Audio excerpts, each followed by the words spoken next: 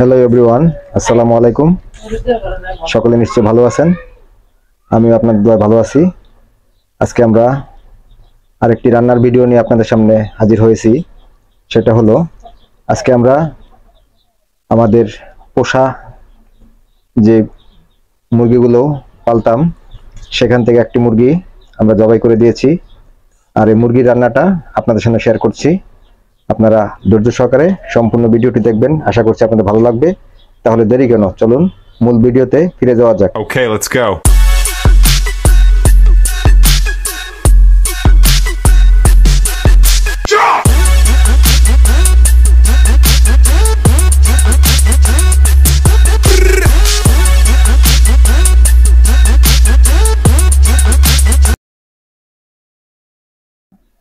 Hello everyone, আমরা আমাদের মুরগির মাংসটাকে রান্না করার জন্য আমরা এখানে নিয়েছি পেঁয়াজ কুচি, কাঁচামরিচ কুচি। মুরগির মাংসটা রান্না করার জন্য আমরা চুলার উপর বসে পাতিল,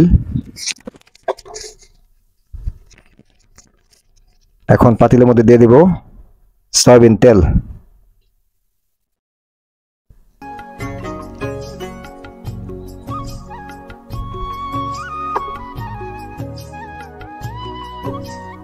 এখন দিয়ে দিব পেঁয়াজ কুচি।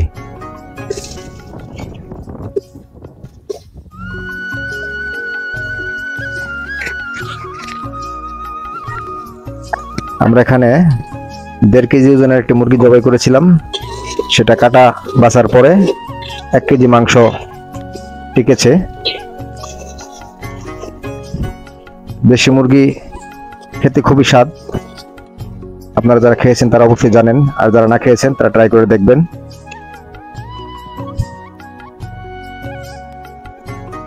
পেঁয়াজটিকে তেলের সাথে অল্প একটু ভেজে নেওয়ার পরে দিয়ে দিচ্ছি স্বাদ মতো লবণ।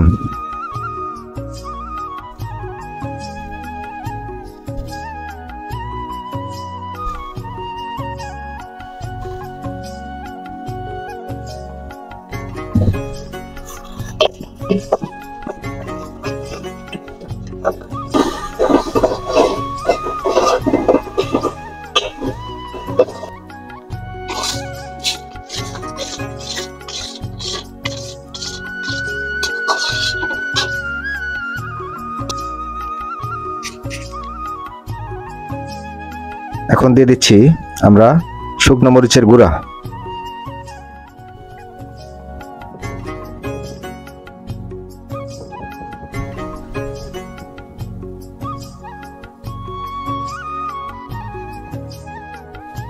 তারপর দিয়ে দিচ্ছি হলুদের গুঁড়া।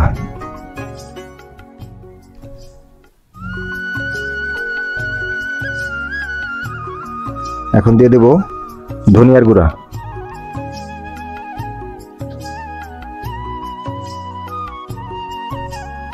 দুই তিন টুকরা দারচিনি।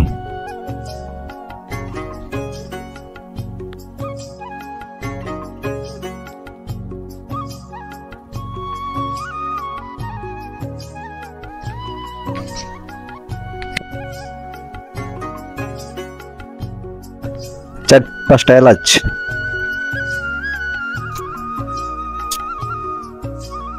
তিনটি তেজপাতা আমরা দিয়ে দিলাম।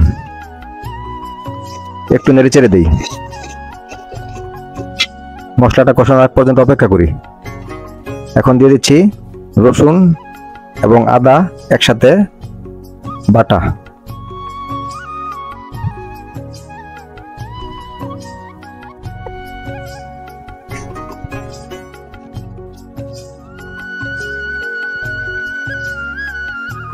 আমাদের মুরগির মাংসটি রান্না করার জন্য যে মশলাগুলো দিয়েছিলাম সেই মশলাগুলো কষানো হয়ে গেছে, আপনারা দেখতে পাচ্ছেন। অবশ্যই মশলাগুলো কি সুন্দরভাবে উপরে তেল ভেসে গেছে। এখন আমরা এর মধ্যে দিয়ে দিব সেই আমাদের কাটা মাংসগুলো।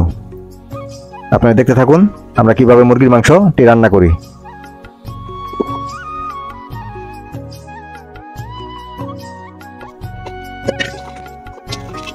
সব দিকে নেড়ে চেড়ে দিচ্ছি মশলাটা মিক্স করার জন্য।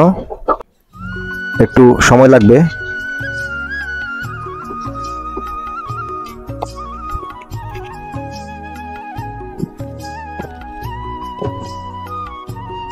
দেশি মুরগি এমনিতে সিদ্ধ হতে অনেক সময় লাগে।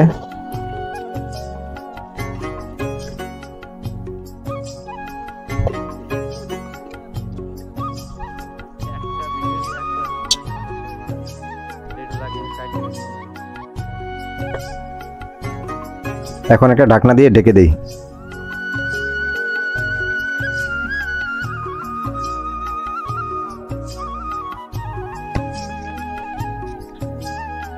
দশ মিনিট পর ফিরলাম। এখন ঢাকনা খুলে দেখি আমাদের সেই মুরগির মাংস রান্নার কি অবস্থা।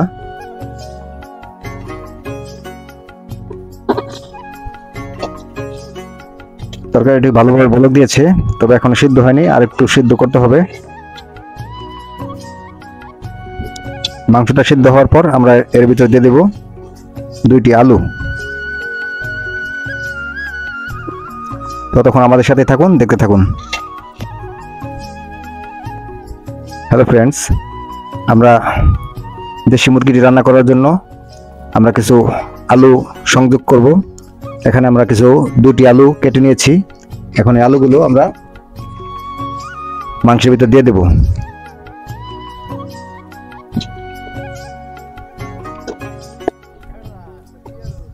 মাংসটি কষানো হয়ে গেছে। এখন আলুগুলো দিয়ে আর একটু জাল দিলেই আশা করা যায় মাংস তরকারি রান্না শেষ হয়ে যাবে।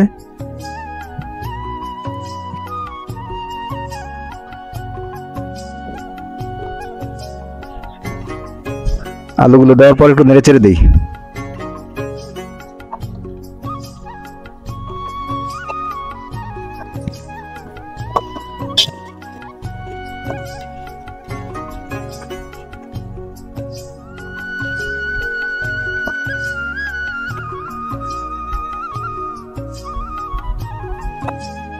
পুনরায় ঢাকনা দিয়ে ঢেকে দেই আর একটু বলক দেওয়ার জন্য।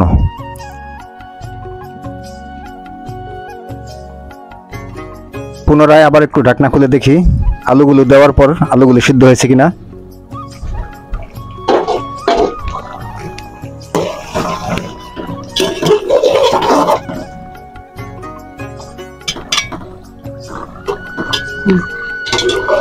আলুগুলো সিদ্ধ হয়ে গেছে। এখন আমরা এর ভিতর দিয়ে দেব ঝোল।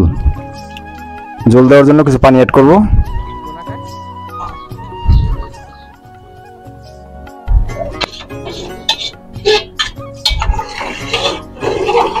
আমাদের ঝোল দেওয়া শেষ হলো। এখন আবার ঢাকনা দিয়ে ঢেকে দেব। পরবর্তীতে বলক না আসার আগ পর্যন্ত অপেক্ষা করি। ততক্ষণ পর্যন্ত আমার সাথেই থাকুন, দেখতে থাকুন দেশি মুরগির মাংস রান্না। হ্যালো ভিউয়ার্স, আমরা এখন ঢাকনা খুলে কিছু মশলা অ্যাড করব, যেটার সাথে আছে এলাচ, দারচিনি, গোলমরিচ, লবঙ্গ এবং যাবতীয় মশলা একসাথে করে আমরা পিষে নিয়েছি, ফাঁকি করে নিয়েছি। এই মশলাটা আমরা অ্যাড করব। তাই আপনারা দেখতে থাকুন আমাদের দেশি মুরগি রান্নার তরকারিটি।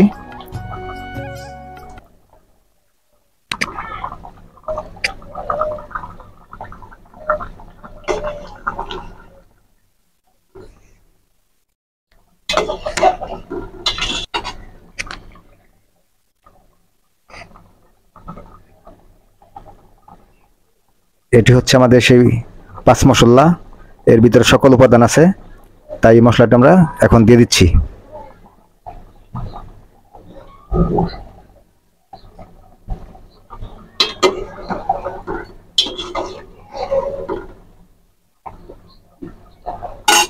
এখন পুনরায় ঢাকনা দিয়ে ঢেকে দেই।